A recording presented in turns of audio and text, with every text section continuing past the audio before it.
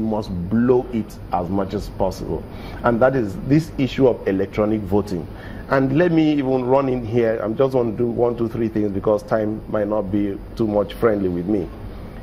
Please, what does it take for the National Assembly to do us that national favor of within this year concluding everything about electoral reforms, everything, so that INEC knows what they ought to do, and then Nigerian people, if Nigerian people get to know that, wow, my vote will count, 2019 is going to be a different ball game altogether. So let's complete whatever we need. If the National Assembly does not conclude that this year, it means it's a deliberate effort on their side to make sure we don't have credible elections. Again, if I could jump in, hoping you don't lose your train of thought, so you can conclude your concluding part. Yeah. They say, look, those who say some of the key adjustments have been made. Yeah. For instance, if I could say section 4, it says, let me start from 1.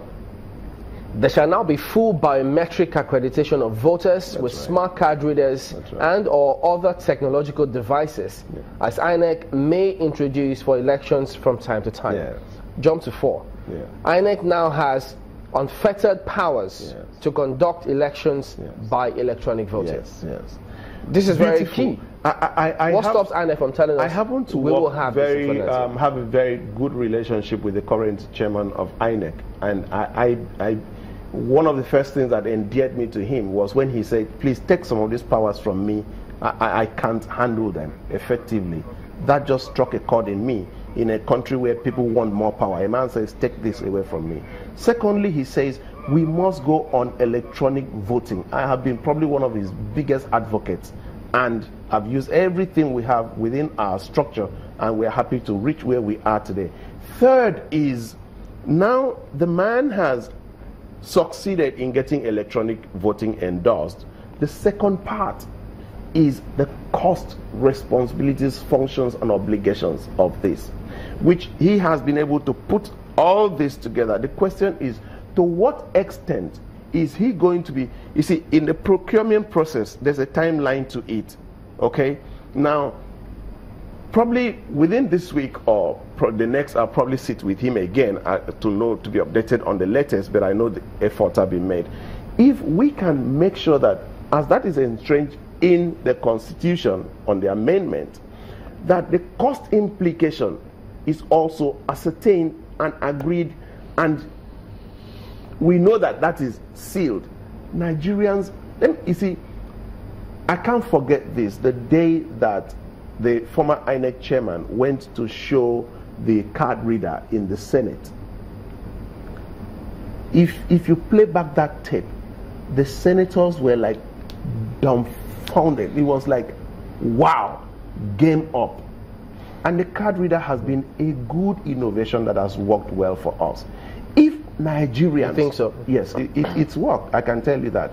You see, I tell you, you know, Donald Duke, or former Governor Donald Duke, once told you how elections are run, and people were like, I've been in every major election at the highest level, everyone, and I know. I'll give you the example. The card reader was supposed to make sure that if we are 2 million people, only the people that are accredited worked. But that they changed that a little bit, in that only 400,000 people came to get accredited, but they now use form to fill for the other 1.6 million people, because you must return the full value.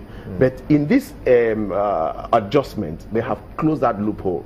So wait, with the current amendment? With the current amendment. Okay, I thought you were speaking... It's to be strictly use the machines. Card reader. I thought you were speaking about what happened in 2015, where we used card reader for accreditation. Yes, which was supposed to be good, very good. Was supposed to be? Yes. Was it? But because of that little loophole, a lot of people started returning the figures again. No, but if you say that worked well, because I mean, we all saw what happened at that time, where after a certain point, where the card readers had a challenge, they said, well, whichever area had, go back to what was. So how can we say that worked? No, you see, a lot of people, if you look at the results as were compiled, some sections didn't take advantage very well of that loophole where you could. Because they said they didn't get information on time. Yes, they didn't get the information on time. So that was what. So this time they said no more loophole, because it gave some other sections who seemingly got the information to be able to bring in those extra figures. Okay?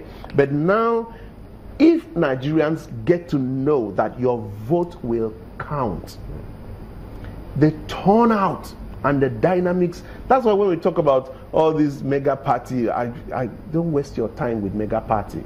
It's going to be candidates who you are.